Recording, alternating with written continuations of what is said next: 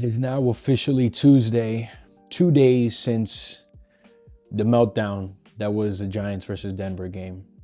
I thought I'd be feeling a lot better now, but I've realized that we just can't live this down, and this is in the history books. That's really what it came down to. Coming down and realize and accept that this is in the history books. This is gonna be a blemish on the Giants, not only for this season, but I feel like years to come. This is gonna be a big talked about loss. Thankfully, it was only a regular season game, no Super Bowl or playoff type loss, but regardless, it doesn't hurt any less. And as a Giants fan, I think it hurts even more so because we're just so used to this. Like this is normal now, to lose at the last second to a field goal, whether it's 10 yards, 20 yards, 60 yards, 70 yards, it don't matter. We always do this. And now the fashion that we're losing in, it's like before, I guess if you're trying to be like optimistic, half glass full kind of person, then there are positives to take away from this game. Absolutely. Absolutely. But we don't want no moral victories. We're tired of the moral victories over here. I mean, seriously. I seen a comment today, and I believe it was probably BT and Sal. Shout out to them. And Sal said, in 2022, the Giants stole games. They took games that they shouldn't have won. How did we do that? We sent pressure. Wink was already aggressive. He got even more aggressive.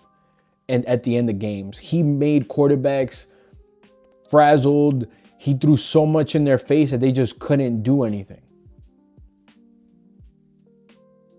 That's the difference. And I'm pissed at Shane Bowen.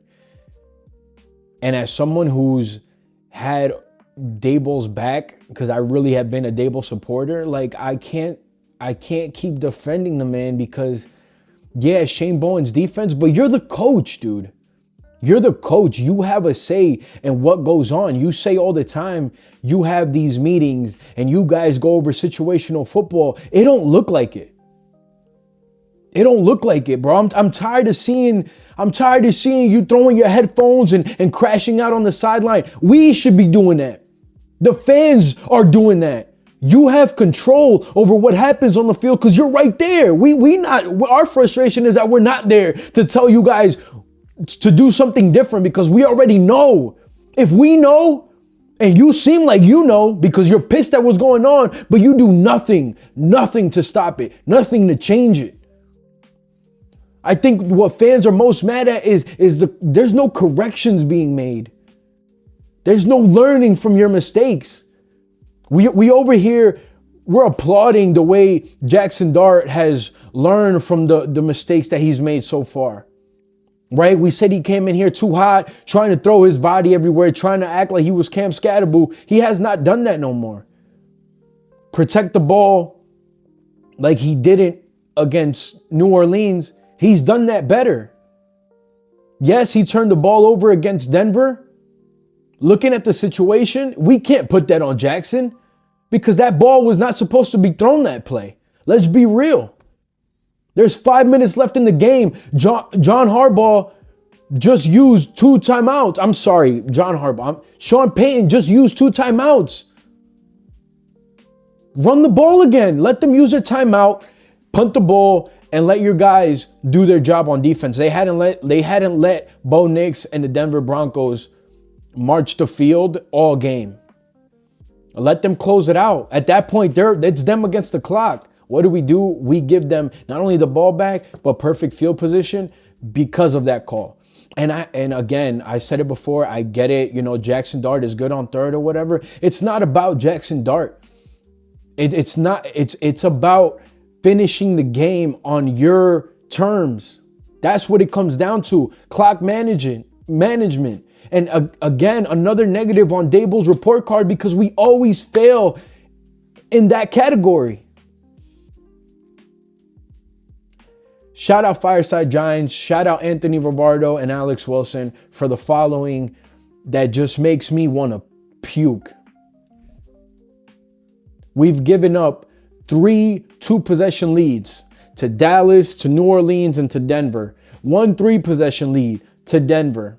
We're 5th in total penalties. We're 1st in total yards penalized.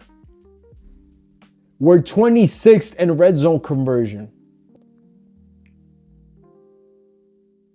We're 14th in 4th down conversion. We're 15th in 3rd down conversion.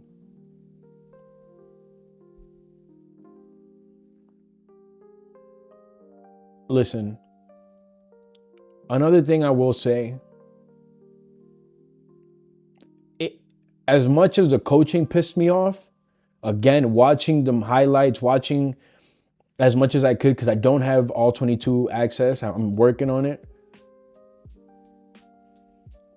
What sticks out the most is I feel like guys gave up. I feel like guys gave up. Guys getting injured, the guys coming in to replace them. Listen, it's next man up. You got a job to do. Okay, yeah, maybe we should have put more pressure with 30 seconds left on the clock and send more than 3 guys, maybe. But there was enough people there to make a play on that ball. Drew Phillips was not giving it his all on that play. A lot of guys weren't giving it their all on that play. Speaking of that play, I know there was a lot of controversy with Brian Burns and him being mad at Shane. He cleared the air today. He let everybody know, I am not mad at Shane and the call. What does that go and tell me? It could be 2 things. 2 things could be true. Either he's doing that because he doesn't want to show the divide, or as a football player, he goes and looks at the film and realizes there's people there. My teammates are there. Why the fuck aren't you guys hustling and making a play on that ball? We're in cover 8. We're dropping 8. It makes sense if he's more pissed that his teammates just can't do their job. That's what it makes sense.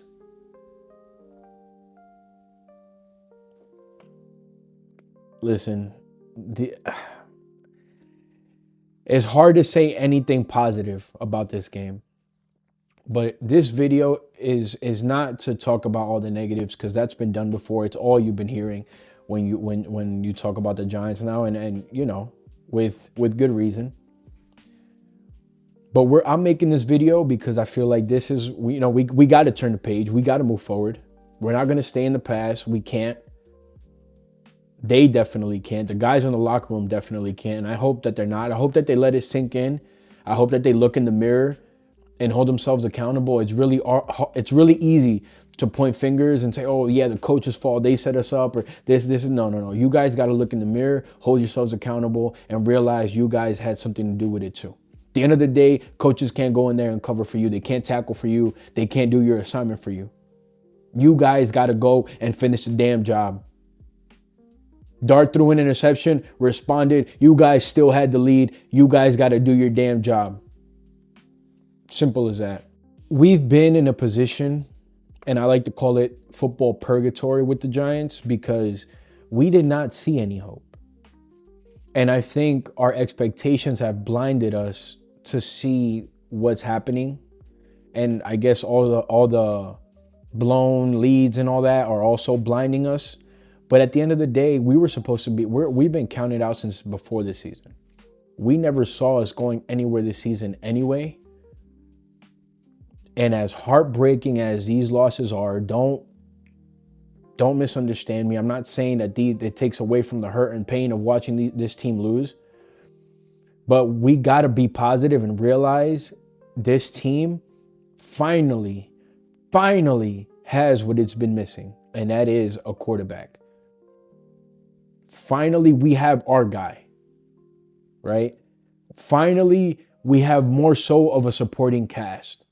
Finally, the O-line is not our problem. The O-line is probably our best and most consistent unit this season. believe it or not. The O-line. Our rush defense has been much better. It doesn't show like that because of the implosions like this and in the end of games and those little 80-yard fucking runs that we be allowing. But overall, especially these last few weeks, our run defense has been a lot better. These things that we needed to fix, right? And ultimately what we've seen is just a more competitive product on the field, which is something that I had been telling my friends, my family, my wife when I'm talking about the Giants is I just want to see football. I want to sit in front of the TV and say, you know, my team is competitive and I can't go back on that now. Hell yeah, I'm pissed off, and I don't know how long I'm going to be pissed off because it feels like it's going to stick around for a long time. But for once, I can say we stand a chance in every game. In every game. Jackson Dart, a rookie quarterback with a rookie running back, with no receivers, with a backup center, went up against the number one defense in the league and put up 32 points. And looked like a seasoned vet while doing it too. And I think that's more than we can say that we've had in a long time. To be able to hang in week in and week out with the best of them, I think speaks volumes to what we could be, to what we've been trying to grow here. And it sucks that, again, we're just sitting here looking at potential, kind of looking into next year, because now at 2-5, I mean, you went against the Eagles. Maybe you're still in the conversation. But we're kind of in the mindset of like 2026, right? And if you're looking at 2026, I'm excited because I do feel like we have good foundational pieces on this team. I feel confident about who we have on that field, aside of guys like Banks. I'm sorry, I hate to call people out, but aside from guys like Banks, aside from guys like McCatney or Gano, Neal, who should be gone, Russ, who's not going to be here next year, Hyatt, who I don't know, 0 yards in this game. I know he did break open on that one deep route that Dart overthrew him. But other than that, it's like, again, you're just a one-trick pony. You need to be a full receiver. We need you running all these routes. And I was hoping to see more out of him. Nevertheless, though, Jackson Dart still showed a great level of competitiveness and just put more encouragement and confidence into me as a fan, knowing that we have him moving forward.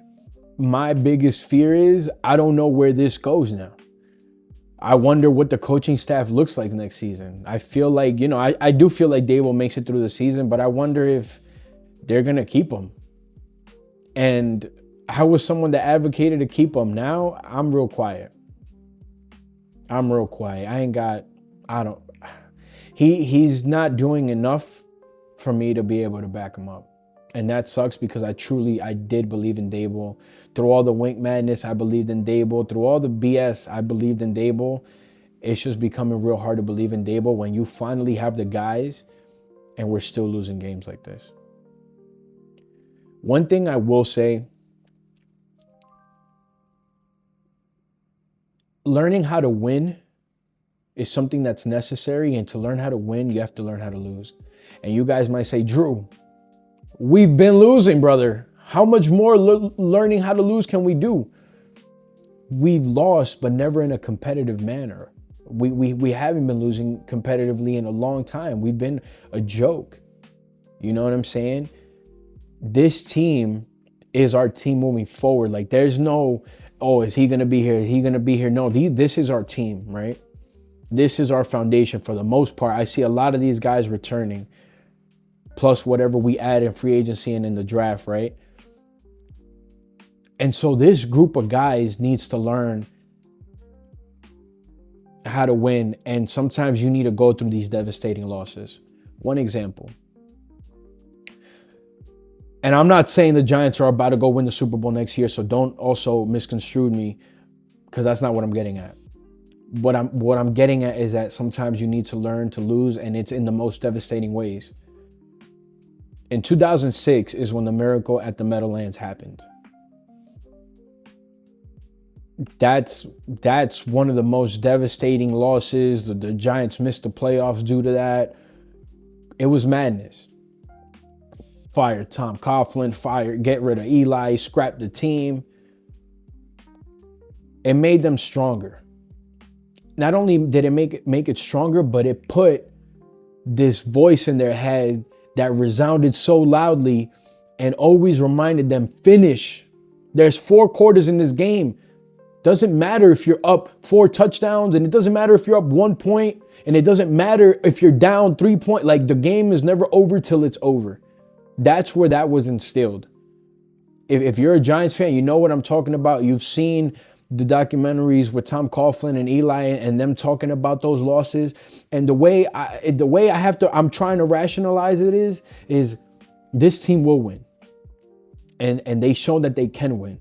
But they need to learn how to win by taking L's like this, unfortunately. Now, all I can do as a fan and as a supporter of this team is hope that they take this L and learn from it. And moving forward, we don't ever see no shit like this again. That's the only thing that we have to stand on right now, is that these guys, every damn person in that locker room makes a mental note of what the fuck just happened and the way it just happened, and never lets it happen again. Will they do that? Week in and week out, we're going to be able to see. We're going to be able to see if they learn that lesson or if it's just, again, repetitive. And in that case, you can damn sure count that Dable, Bowen, and maybe Kafka. I don't know where he stands with the rest of them because, I haven't heard a lot of people talking about him, but who knows what happens with this coaching staff at the end of the season. The focus has to shift to the Eagles. I know these guys are probably locked in now on the Eagles as they should be. Listen, we've shown we can beat them. Now they do come back looking a little bit stronger. Lane Dickerson is back.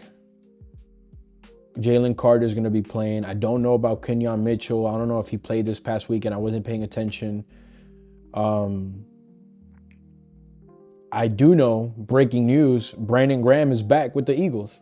He signed a contract. I don't know. I think it's a year or something, but he's back. I guess they needed. They realized, hey, we're versing the Giants again. We need someone who's going to bring that physicality along with our defense, and so you got to bring BG. You got to bring a legend back. That's crazy.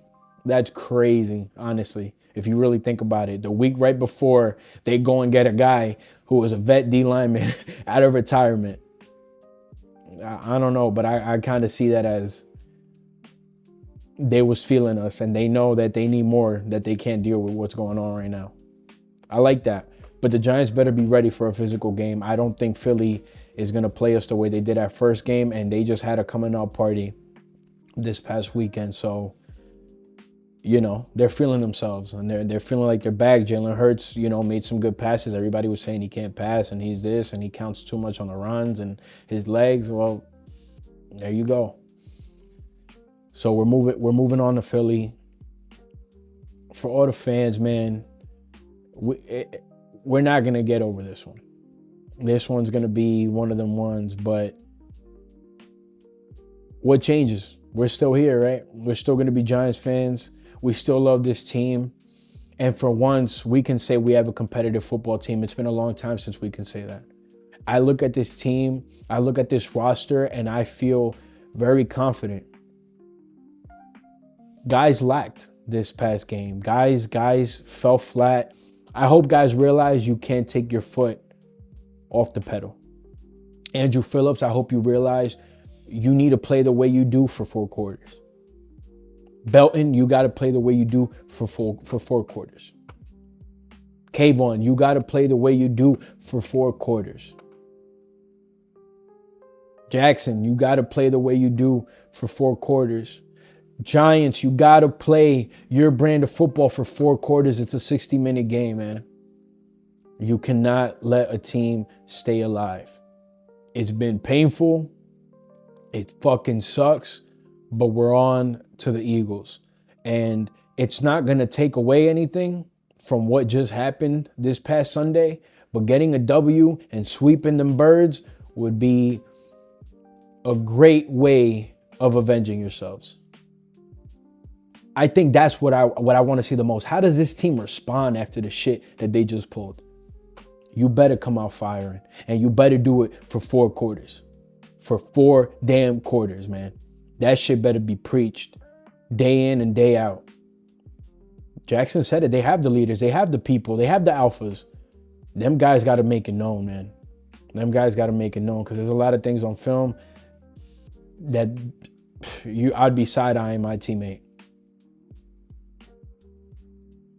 I'm going to do a Eagles versus Giants preview. Right now, we closing the chapter of the Denver game. We're closing the chapter. We're seeing what was. And we also got to, listen, we look at all the cons. The cons is a lot. We just lost a game that we shouldn't have lost. But we can also look at the pros and say, you know what? This team is going to be something. Maybe not this year, but it's getting there. There's still some things that need to be tweaked, but we're getting there. This is a fucking Giants team that I wanted. Not one that's giving up leads like this, but y'all know what I'm saying. This is the type of roster. We have the players in the building.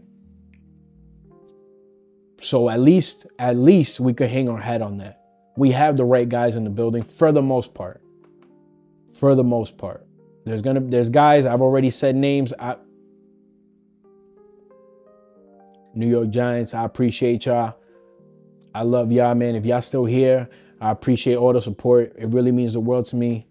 Please like, comment, and subscribe. Keep talking ball with me. It's your boy, Big Blue with Drew. Peace.